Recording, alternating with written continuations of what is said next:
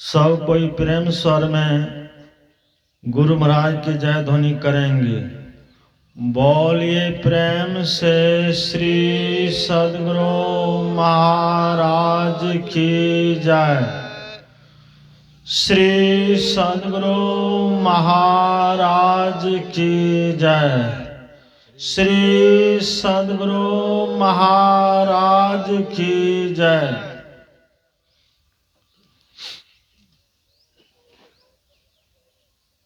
मंगल मूरति सतगुरु मिलवै सर्वाधार।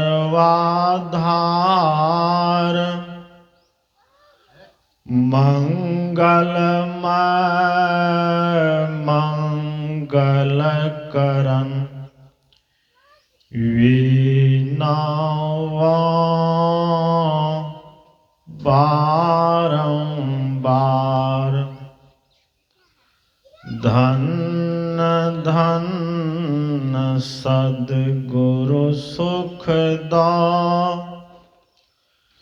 महिमा कही न जाय। जो कुछ कहो तुम्हारी कृपा। मोते कछु न वसाय। जो कुछ कहो तुम्हारी कृपा। मोते कछु न वसाय। बोलिए प्रेम से श्री सद्गुरु महाराज की जय। श्री सद्गुरु महाराज की जय। श्री सद्गुरु महाराज की जय। इस पवित्र स्थल पर पधारे हुए सभी गुरुजनों को मेरा नमन। परम आदरणीय धर्म प्रेमी सज्जनों तथा आदरणीय माताओं एवं भक्तिमती बहनों,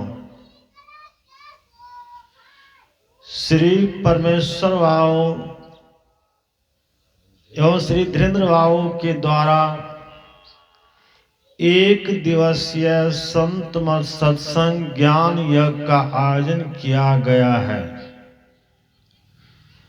प्रातः कालीन सत्संग में हम लोग यत्र तत्र से एकत्र होकर सत्संग में सम्मिलित होकर संतों के वचनों को सुनकर लाभ उठा रहे हैं। समुद्र का एक मेढक पानी के रेत में बहते बहते एक कुएं में जाकर गिर गया। कुएं में रहने वाला जो मेढक था उसने समुद्र के मेढक से पूछा, तुम कहां से आए हो? तो समुद्र के मेढक ने कहा कि मैं समुद्र से आया हूं। कुएं के मेढक ने समुद्र के मेढक से पूछा कि समुद्र कितना बड़ा होता है? तो समुद्र के मेढक ने कहा समुद्र बहुत बड़ा होता है। कुएं के मेढक बित्ता फैलाकर पूछा, इतना बड़ा होता है? कहा नहीं जी, समुद्र बहुत बड़ा होता है। दोनों टांगे फैलाकर पूछा कि इतना बड़ा समुद्र का मेढक से पूछा, इतना बड़ा समुद्र होता है? कहा नहीं जी, समुद्र बहुत बड़ा होता है। कुएं के मेढक कुएं के एक छोर से दूसरे छोर पर छलांग लगाकर पूछा, समुद्र इतना बड़ा होता है? कहा नहीं जी, समुद्र बहुत बड़ा होता है। कुएं के मेढक ने कहा, गप्पा कहीं का, इससे ज्यादा कहीं समुद्र बड़ा होता है, कुआं से बड़ा समुद्र नहीं होता है। तो जो कुएं में रहने वाला मेढक था उसको केवल कुआं भर का ज्ञान था, इसलिए उसके मन में था कि कुआं से बड़ा और कुछ है ही नहीं। जो जिस पंथ के लोग हैं वे उसी पंथ को बड़ा समझते हैं कि मेरा पंथ बड़ा है, मेरा पंथ बड़ा है। संत मत बतलाता है कि पंथ की चार दीवारों को तोड़कर देखो कि संसार कितना बड़ा है। यह संत मत समुद्र मत है। आप लोग देखे होंगे कि अनेक नदियां होती हैं और अनेक नदियों का पानी जाकर समुद्र में समा जाता है। उसी तरह से संत मत में सभी धर्मों के लोग आकर समा जाते हैं। संत राधा स्वामी साहब के वचन में आया है, क्या हिंदू क्या मुसलमान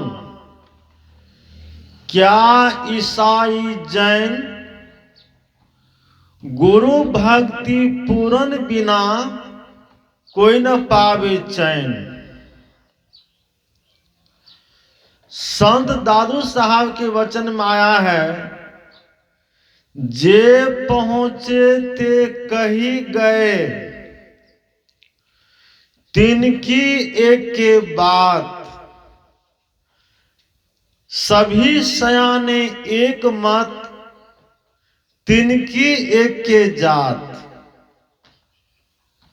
जो पहुंच गए हैं सबकी एक बात है, एक विचार है। संत संत सब एक है, जस पोस्ते की खेत, कोई कुदरती लाल है, कोई श्वेत का श्वेत। सभी संत एक हैं, सभी संत आदरणीय हैं, पूजनीय हैं, सम्माननीय हैं। सबका आदर कीजिए।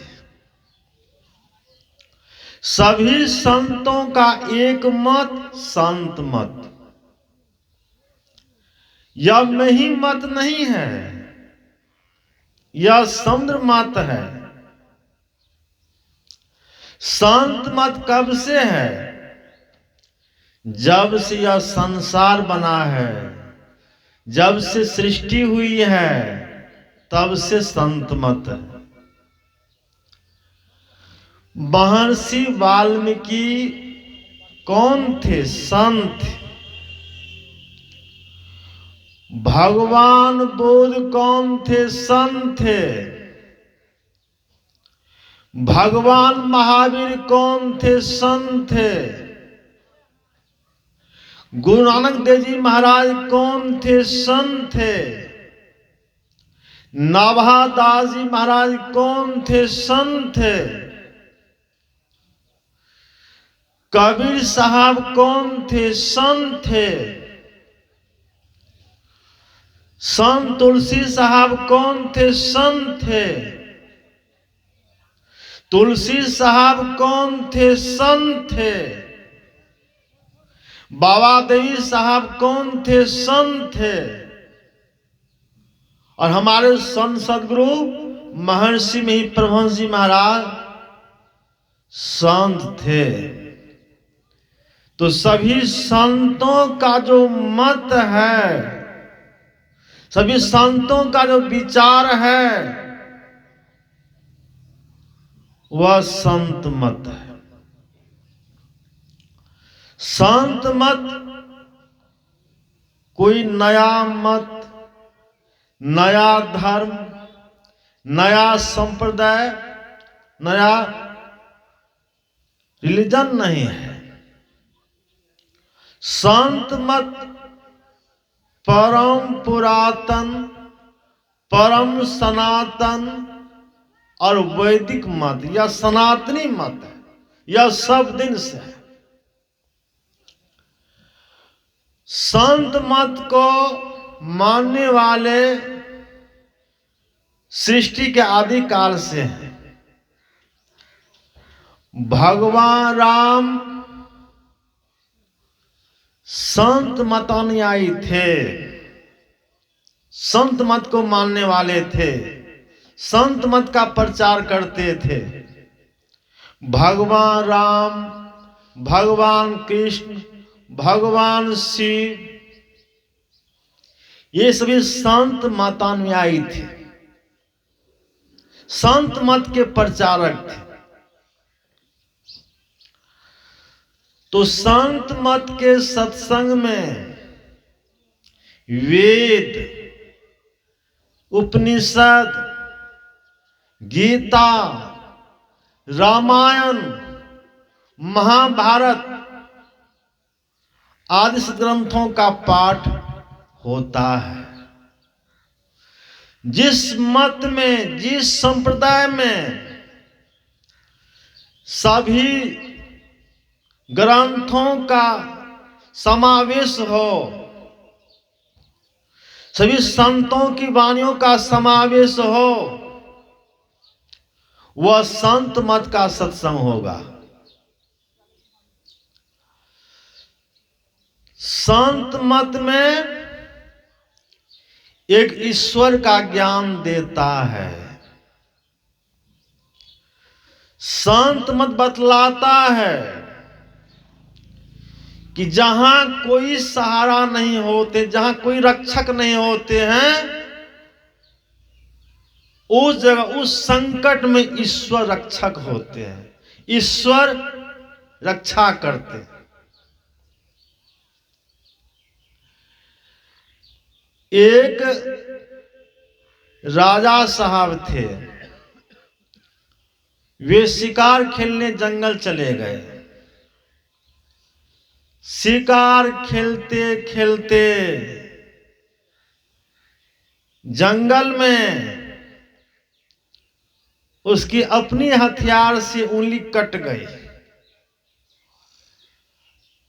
राजा घर वापस, राजमहल वापस लौटकर आ गए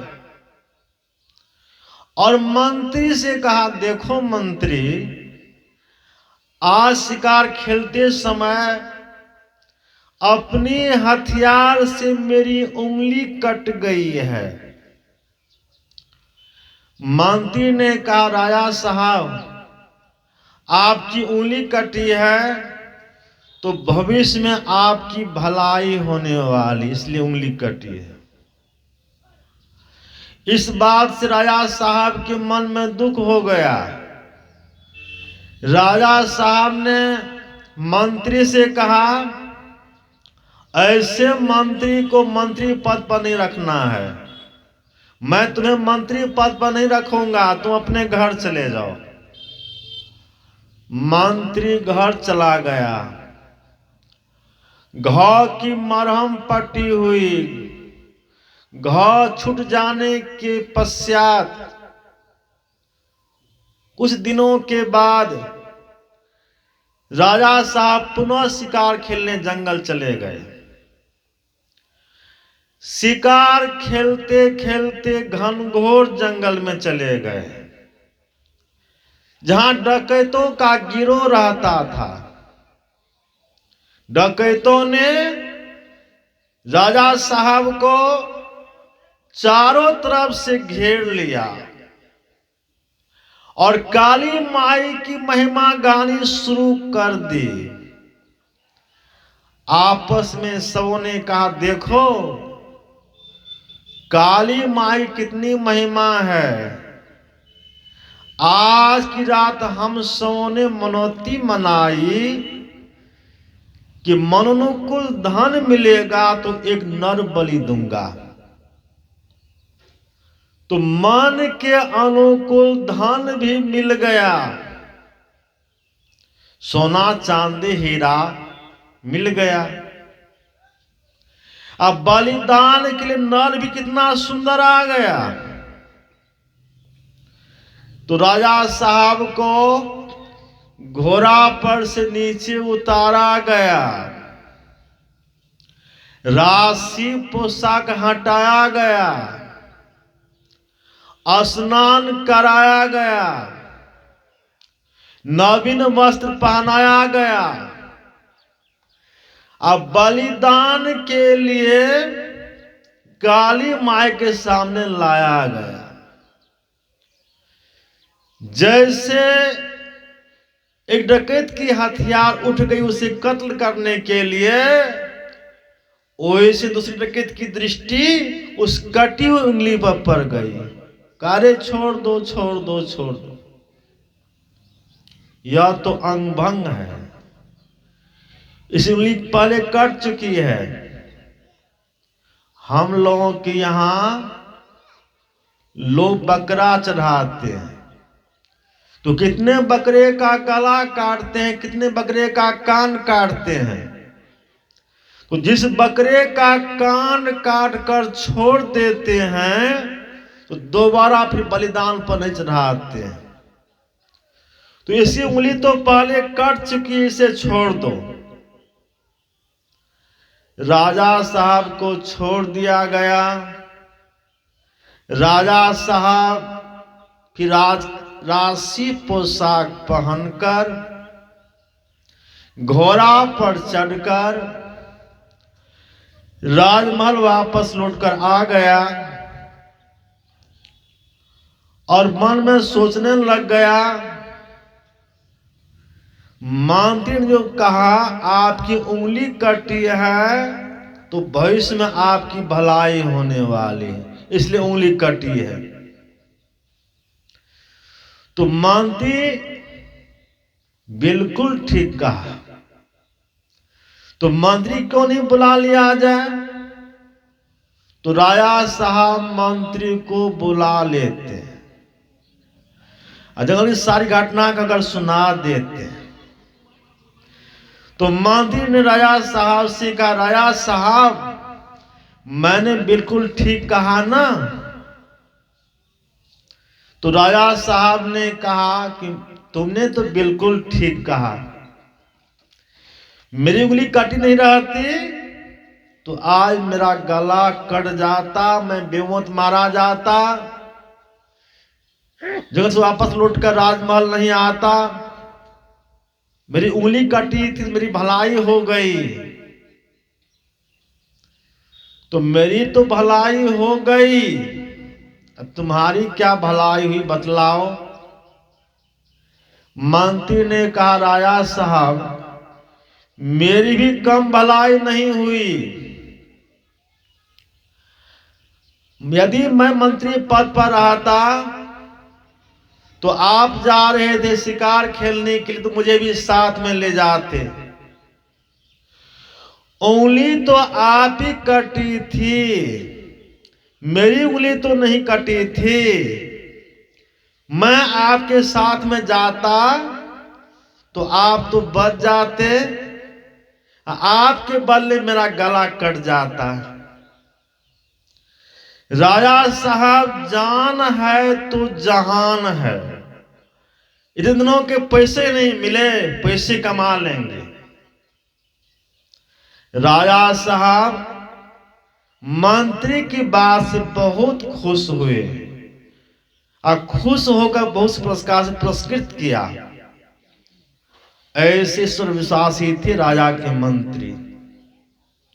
तो हम लोगों को भी ईश्वर पर विश्वास करना चाहिए। धीरेन्द्र बाबू आप ही हैं। हाँ, धीरेन्द्र बाबू को विश्वास था, ईश्वर पर विश्वास था, और विश्वास का फल ऐसा मिला कि ये अभी जीवित हैं। ईश्वर पर विश्वास नहीं रहता तो ये संसार में नहीं रहते। अपने को निछावर कर दिया, ईश्वर पर निछावर कर दिया कि आप ही रक्षक हैं, आप ही के दया से मैं संसार में रहूंगा। तो ईश्वर की दया से भी संसार में है। बोलिए प्रेम से श्री सद्गुरु महाराज की जय। तो सबके रक्षक ईश्वर हैं। ईश्वर निराकार रूप में है, उसी का साकार रूप हमारे संत सद्गुरु हैं। आप इस आंख से ईश्वर को नहीं देखते हैं, इस आंख से आप हमारे संत सद्गुरु को देखते हैं। साकार रूप में ईश्वर हैं, इनको ईश्वर मानिए, कोई तस्वीर मत मानिए। तस्वीर नहीं, तस्वीर तो प्रतीक रूप में रखा गया है। इसका ध्यान कीजिए, अपार फल मिलेगा। ये साक्षात ईश्वर है। गुरु को मानुष जानते ते नर कहिए अंध, अब महादुखी संसार में जाय परे जमफंद। जो व्यक्ति गुरु को मनुष्य समझते हैं वे अंधे हैं, ये यमराज के फंदे में चले जाएंगे, उसका कभी कल्याण नहीं होगा। भगवान राम किस रूप में थे?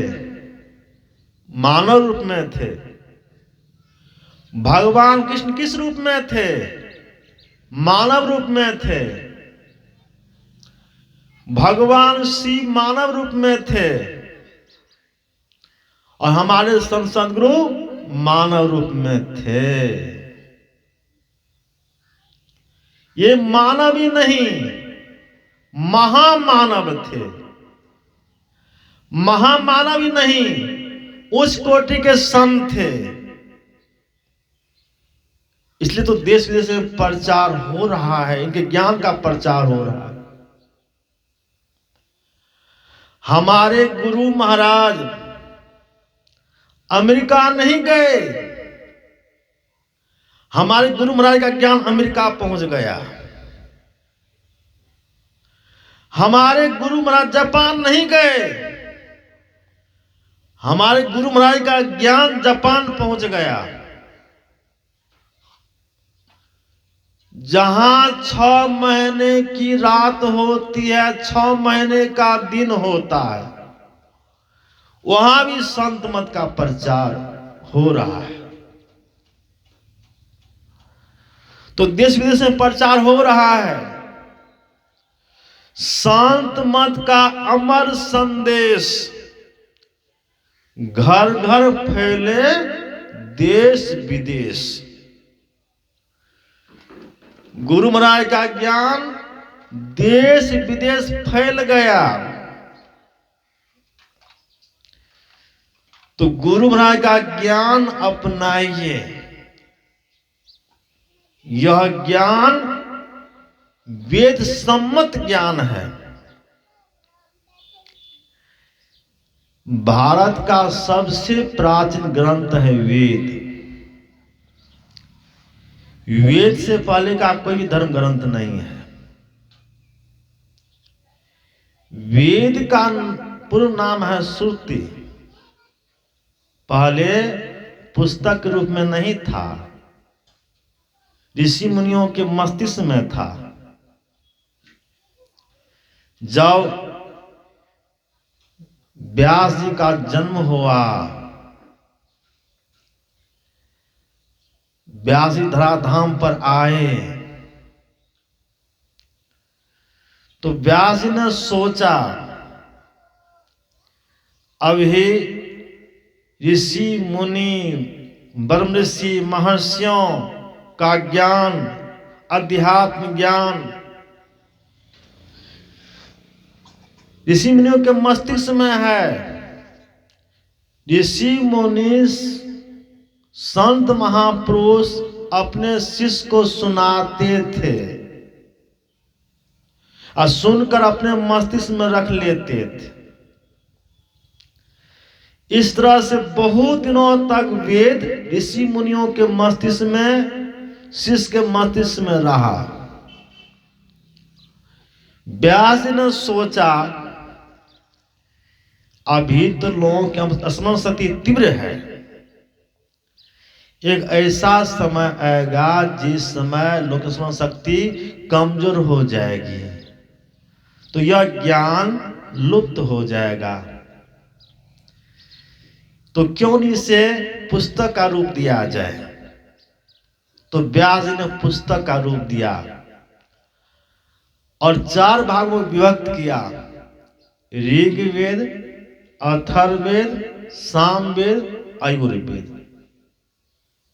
अब 5वां वेद महाभारत को कहा गया है। व्यास जी ईरान गए और ईरान में इनकी विजय हुई, शास्त्रार्थ के लिए वहां बुलाए गए और वहां इनकी विजय हुई और तब से इनको जगत गुरु की उपाधि मिल गई। तो वेद व्यास जगत गुरु हैं। यदि व्यास नहीं होते तो हम लोग इस ज्ञान को नहीं जानते। तो वेद सबसे प्राचीन धर्म ग्रंथ है। 1893 के सितंबर महीने में अमेरिका के शिकागो शहर में विश्व धर्म सम्मेलन था। इस धर्म सम्मेलन में भारत से स्वामी विवेकानंद जी महाराज गए थे और एक पंडित जी गए थे जो मद्रास के रहने वाले थे। तो स्वामी विवेकानंद जी महाराज को विश्व धर्म सम्मेलन के मंच पर जाने का आदेश नहीं दिया जा रहा था, बोलने का अवसर नहीं दिया जा रहा था। बहुत कोशिश करने पर अवसर दिया गया और 0 पर बोलने के लिए दिया गया। 0 पर बोलने लग गए तो 7 दिनों तक 0 पर ही बोलते रह गए। सबों ने कहा कि विद्या से बाहर की विद्वान है। और फोटोग्राफर जब फोटो लिया तो उन्हें गुरु जी का फोटो आ गया, ऐसे आशीर्वाद दिए हुए थे। तो लोगों ने पूछा ये कौन है। तो विवेकानंद जी महाराज ने कहा ये हमारे गुरु हैं, इन्हीं का आशीर्वाद से मैं बोल रहा था। तो उन्हें गुरु कुछ पढ़े लिखे नहीं थे। आज स्वामी विवेकानंद जी महाराज बीए पास थे। आजकल कितने बीए हैं ठिकाना नहीं, लेकिन उतनी प्रतिभा, उतना ओज कहाँ है। तो स्वामी विवेकानंद जी महाराज को आंख से नीचे का भी नॉलेज था और साथ ही साथ आंख से ऊपर का भी नॉलेज था, संतों का भी नॉलेज था, अध्यात्म ज्ञान भी था। स्वामी विवेकानंद जी महाराज ने कहा कि मनुष्य का मस्तिष्क अनंत ज्ञान का भंडार और अक्षोर पुस्तकालय है।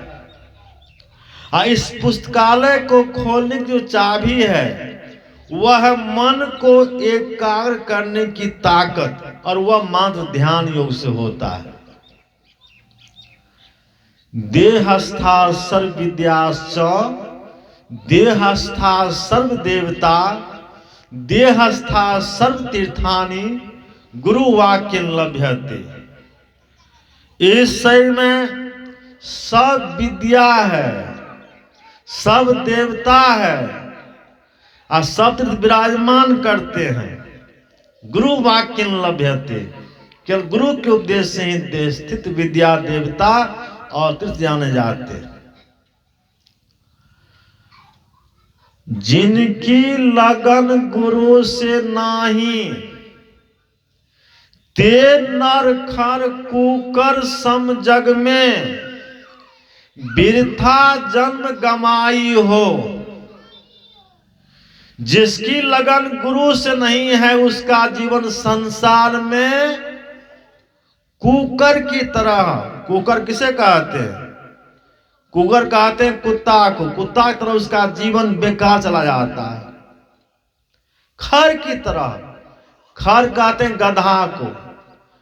गधा की तरह उसका जीवन संसार में बेकार चला जाता है जो अपने जीवन गुरु धारण नहीं किया है। जिसके जीवन में गुरु नहीं उसका जीवन शुरू नहीं।